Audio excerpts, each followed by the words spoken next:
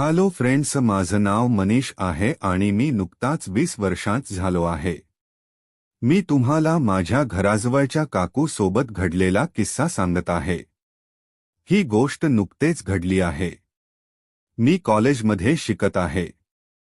मी कॉलेजला बाईकनच जात असतो। माझ्या घराजवळच्या काकूंनी नुकतेच स्कूटी विकत घेतली होती, पण त्यांना ती चालवतात येत नव्हती, त्यामुळे त्यांनी मला त्यांना स्कूटी शिकवायला विनंती केली। मीही मोठ्या आनंदाने त्यांची विनंती मान्य केली। माझ्या ह्या घराजवळच्या काकूंचं नाव नलिनी होतं। ती एक 36 वर्षांची गृहिणी होती। ती पाहायला सुंदर होती। तिच्या घरी तिचे पती आणि 2 मुलं एवढेच सदस्य होते। तिची मुलं 10 वर्गात शिकत होते। काकूंना नेहमीच बाजारात किंवा इकडतिकडच्या कामासाठी फिरावं लागायचं। त्यासाठीच त्यांनी नवीन गाडी आपल्या पतीकडून घेऊन मागितली होती। मी खूप आधीपासूनच नलिनी काकूंकडे आकर्षित झालो होतो। त्यांची कल्पना करून मी हलवायचो। त्यांचे आंबेही होते चांगले मोठे मोठे। त्या गाडी घेतली ह्याबद्दल पेढे द्यायला ती माझ्या घरी आली। तिने सर्वांना पेढे दिले। तिच्या चेहऱ्यावरून आनंद ओसरून वाहत होता। ती खूपच खुश झाली होती। मग तिने मला रिक्वेस्ट करत म्हणाली, मनीष, मला प्लीज तू स्कूटी शिकवणार का? मी म्हणालो, हो काकू, नक्कीच। मी तुम्हाला स्कूटी शिकवणार। तुम्हाला गाडी चालवण्यात एकदम तरबेज करतो बघा।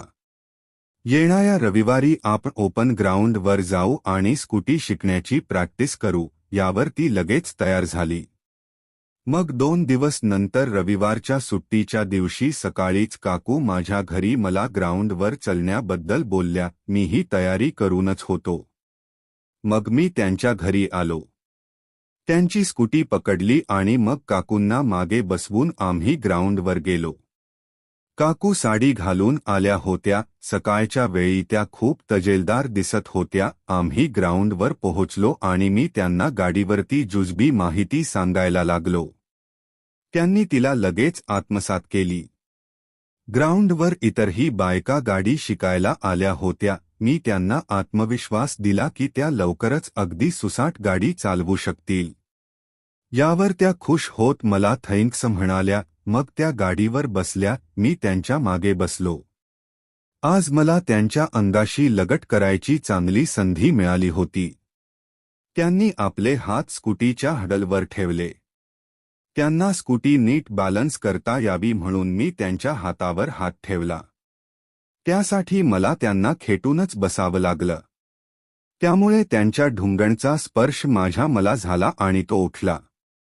मी त्यांच्या पाठीवर झुकलो होतो। त्यांच्या शरीराचा सुगंध माझं मन भारावत होता। माझा चेहरा त्यांच्या कानाजवळ होता। मी त्यांना स्कूटी सुरू करायला सांगितले।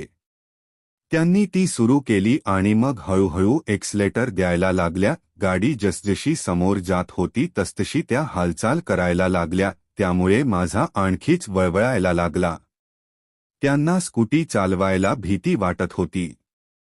त्या मला आणखी पकडून बसायला सांगितले। मग मी आणखी समोर झालो। सकाळीच वेळ असल्याने मी पातळ नाईट पॅन्ट लावली होती। त्यातून माझा चांगला उठून बाहेर आला होता। काकूंना त्याची जाणीव व्हायला लागली असावी बहुधा। माझ्या तोंडून अस्पष्ट सुस्कारे यायला लागले। काकू म्हणाल्या, काय झालं मनीष, ठीक आहेस? मी म्हणालो, हो काकू, ठीक आहे मी। मग परत त्या स्कूटी चालवायला लागल्या। त्या एवढ्या चालवायला लागल्या असं पाहून मग मी एक हात सोडून त्यांच्या मांडीवर ठेवला। त्यांच्या मऊ पोटाचा स्पर्श माझ्या हाताला होत होता। माझं काळीज धडधडत होतं। त्या स्कूटी शिकण्यात मग्न होत्या आणि मी त्यांच्या मांड्या भागावर हात फेरत होतो। आमच्या आजूबाजूला कुणीही नाही हे पाहून मी एक मोठं धाडस केले। आम्ही दोघंही गप्पा मारत स्कूटी चालवत होतो।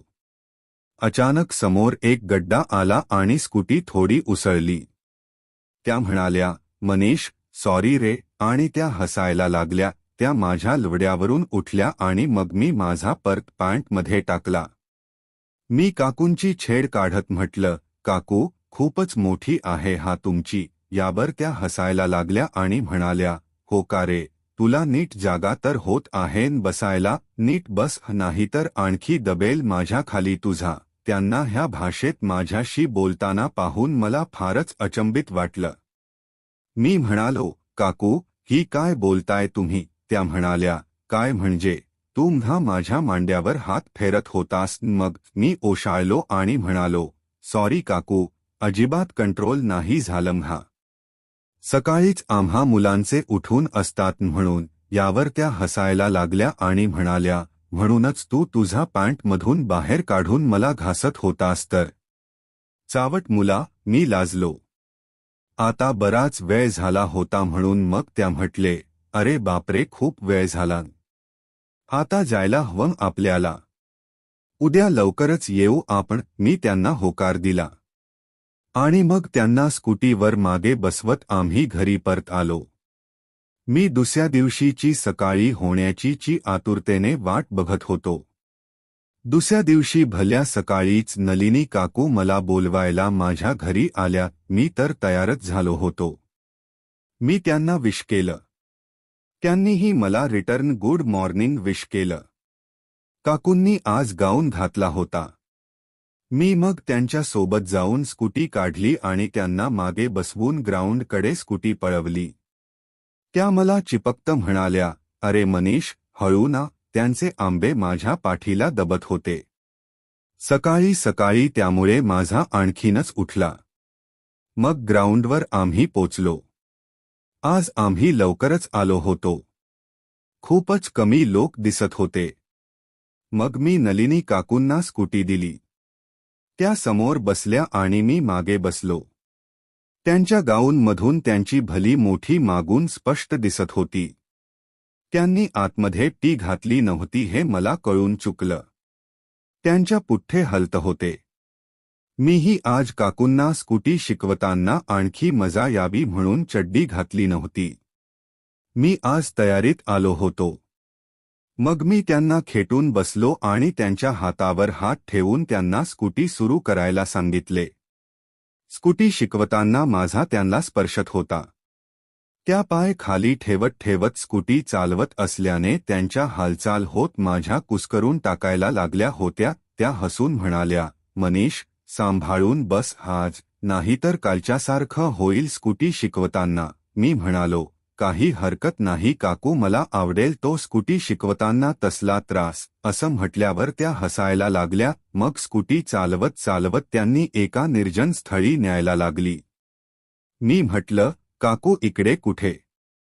फिरवा की मागे. त्या म्हणाल्या, मनीष, मला सुसू लागली रे, थोडत्या झुडपात जाऊन करून येते, लोक आहेत ना मागे म्हणून. यावर मी म्हटलं. मग त्यांनी स्कूटी एक लहानसं झुडूप पाहून याबवली आणि त्या स्कूटी मला उतरून म्हणाल्या, आले मी लगेच. तू तुझे डोळे आणि कान बंद कर ना. मी हस्त म्हटलं, काकू, मी नाही बघणार. तुम्ही करा सुसू. माझ्या बोलण्यावर विश्वास ठेवून त्या मुताईला झुडपात गेल्या, पण ते झुडूप खूपच लहान असल्याने मला त्यांचे सर्व शरीर दिसत होते. मी श्वास रोखून पाहत होतो.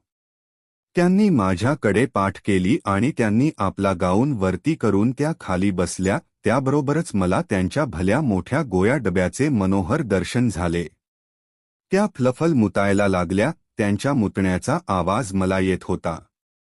ते दृश्य पाहून मला राहवत नव्हतं. याच क्षणी त्यांची हातात धरून मसलत बसावी असं मला वाटू लागले. आता त्यांचं मुतण आटोपलं आणि त्या गाऊन खाली करून उभ्या राहिल्या. त्यांच्या मुताचा डोंब वाहत स्कूटीकडे आलं. मी अगदीच जवळून त्यांची बघितली होती. त्या माझ्या जवळ आल्या आणि म्हणाल्या, चल मनीष, झालं माझं. शिकव मला स्कूटी. परत शिकवताना नाही लागणार आता मला सुसू. मी म्हटलं, काकू काही हरकत नाही, सुसू लागली तर केव्हाही करा. त्या म्हणाल्या, तुला करायचं असेल तर करून घे ना आत्ताच. मी म्हटलं, हो काकू, तुमचं बघून मलाही सुसू लागली आहे. असं म्हणत मी त्याच झुडुपाजवळ गेलो आणि माझा पॅन्ट खाली सरकवून माझा उठलेला काढला. पण मला काही सुसू येईना. म्हणून मग मी हलवायला लागलो. ते बघून काकू म्हणाल्या, मनीष हे काय करतोस, सुसूसाठी गेलास आणि काय हलवत बसलास, असं म्हणून त्या हसायला लागल्या.